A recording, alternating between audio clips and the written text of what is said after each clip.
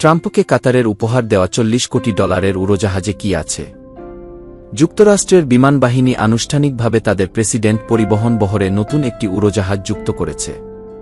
কাতারের উপহার দেওয়া বিলাসবহুল ওই VC-25B ব্রিজ উড়োজাহাজটি নিয়ে তুমুল আলোচনা রয়েছে। এটি ঘিরে যুক্তরাষ্ট্রের নৈতিকতা, সংবিধান ও জাতীয় নিরাপত্তা সংক্রান্ত নানা প্রশ্ন ও বিতর্ক তৈরি হয়েছে।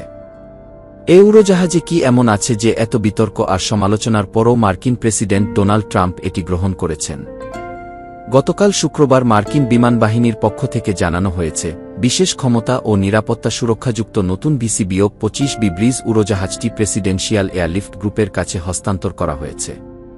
নানা সংস্কার ও সংযোজনের মাধ্যমে আরও নিরাপদ ও সুরক্ষিত করে তোলা এই বোয়িং 747-8I উড়োজাহাজটির ইতিহাস বেশ চমকপ্রদ। প্রায় $40 কোটি মূল্যের এই বিলাসবহুল VVIP পরিবহন উড়োজাহাজটি মূলত কাতারের রাজপরিবারে ব্যবহারের জন্য তৈরি করা হয়েছিল। প্রথমে এটি কাতারের রাজপরিবারের উড়োজাহাজ বহরে যুক্ত হওয়ার কথা ছিল, পরে যুক্তরাষ্ট্রের প্রেসিডেন্টের ব্যবহারের জন্য অধিগ্রহণ করা হয়। প্রেসিডেন্টকে বহন করার দায়িত্ব নেওয়ার আগে চূড়ান্ত ধাপের পরীক্ষার জন্য উড়োজাহাজটি মেরিল্যান্ডের জয়েন্ট বেস অ্যান্ড্রুজে নেওয়া হয়েছে। এটি শিগগিরই প্রাথমিক পরীক্ষামূলক উড্ডয়ন শুরু করবে। নানা সংস্কার ও সংযোজনের মাধ্যমে আরও নিরাপদ ও সুরক্ষিত করে তোলা এই বোয়িং 747-8I উড়োজাহাজটির ইতিহাস বেশ চমকপ্রদ। প্রায় $40 কোটি মূল্যের এই বিলাসবহুল VVIP পরিবহন উড়োজাহাজটি মূলত কাতারের রাজপরিবারে ব্যবহারের জন্য তৈরি করা হয়েছিল। প্রথমে এটি কাতারের রাজপরিবারের উড়োজাহাজ বহরে যুক্ত হওয়ার কথা ছিল, পরে যুক্তরাষ্ট্রের প্রেসিডেন্টের ব্যবহারের জন্য উপহার হিসেবে দেওয়া হয়। যুক্তরাষ্ট্রের বিমান বাহিনীর সরকারি ওয়েবসাইটের তথ্যানুযায়ী, ব্রিজ উড়োজাহাজটি আনা হয়েছে পুরনো VC-25A বহরের উপর চাপ কমানোর জন্য। একই সঙ্গে স্থায়ী সমাধান হিসেবে বোয়িং VC-25B সেবায় যুক্ত না হওয়া পর্যন্ত প্রেসিডেন্টের আকাশপথে যাতায়াত কার্যক্রম নির্বিঘ্ন রাখতে এটি ব্যবহার করা হবে। এই নির্দিষ্ট উড়োজাহাজ কিভাবে নতুন এয়ারফোর্স ওয়ান হয়ে উঠল, তার পেছনের গল্পে রয়েছে উচ্চ পর্যায়ের আন্তর্জাতিক কূটনীতি ও কর্পোরেট বিলম্ব নিয়ে তীব্র অসন্তোষ। উড়োজাহাজটি মূলত কাতারের রাজপরিবারের হাউস অব থানি জন্য একটি বোয়িং বিজনেস জেট হিসেবে তৈরি করা হয়েছিল। পরে কাতারের আমির এটি যুক্তরাষ্ট্রকে উপহার দেন। প্রতিবেদন অনুযায়ী, এয়ারফোর্স ওয়ান বহরে পুরনো হয়ে যাওয়া উড়োজাহাজগুলোর স্থানে নতুন উড়োজাহাজ সংযুক্ত করতে মার্কিন উড়োজাহাজ নির্মাতা কোম্পানি বোয়িংয়ের সঙ্গে 2018 সালে একটি চুক্তি হয়। কিন্তু বোয়িং উড়োজাহাজ সরবরাহ করতে অনেক বেশি দেরি করছে। প্রকল্পের সময়সীমা 2024 থেকে 2028 সাল পর্যন্ত পিছিয়ে গেছে। বিদেশি নেতারা যেখানে নতুন ও বড় উড়োজাহাজে ভ্রমণ করছেন, সেখানে যুক্তরাষ্ট্রের প্রেসিডেন্ট এখনও 35 বছরের পুরনো উড়োজাহাজ ব্যবহার করছেন। বিরক্ত ট্রাম্প তাই নিজেই কাতারের রাজপরিবারের সঙ্গে যোগাযোগ করেন এবং তাদের থেকে উড়োজাহাজটি বিনামূল্যে উপহার হিসেবে সংগ্রহের ব্যবস্থা করেন।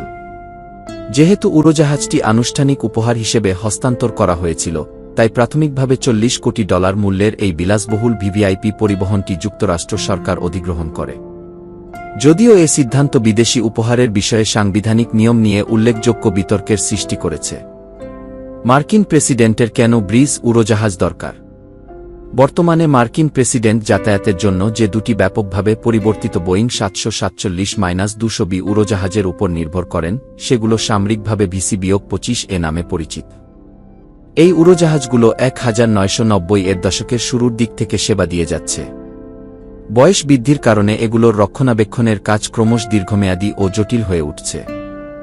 স্থায়ী ও দীর্ঘমেয়াদী সমাধান হিসেবে বোয়িংয়ের নতুন উড়োজাহাজ সরবরাহ করা না পর্যন্ত ঘাটতি এড়াতে বিমান বাহিনী তাই ব্রিজ কর্মসূচি চালু করেছে। এই উড়োজাহাজ পুরনো বহরের উপর থাকা ব্যাপক চাপ কমাতে সহায়তা করবে। সেই সঙ্গে প্রেসিডেন্টের যেকোনো মুহূর্তে নিরাপদ ও নির্ভরযোগ্য একটি উড়ন্ত কমান্ড পোস্ট ব্যবহার করার সুবিধাও নিশ্চিত করা যাবে। বিলাসিতা যখন সামরিক নিরাপত্তায় মেশে।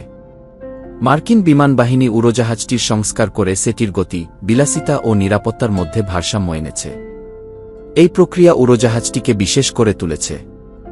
যেহেতু উড়োজাহাজটি একজন বিদেশি রাষ্ট্রপ্রধানের জন্য নির্মাণ করা হয়েছিল, তাই এটি আগে থেকেই অত্যন্ত বিলাসবহুল এবং এটিতে অতি উন্নত মানের যাত্রী সুবিধা অন্তর্ভুক্ত ছিল। সময় ও অর্থ সাশ্রয়ের জন্য বিমান বাহিনী উড়োজাহাজটির বিলাসবহুল অভ্যন্তরের অনেক অংশেই অপরিবর্তিত রেখেছে। তারা মূলত সেটির সামরিক উন্নয়নে সব মনোযোগ দিয়েছে।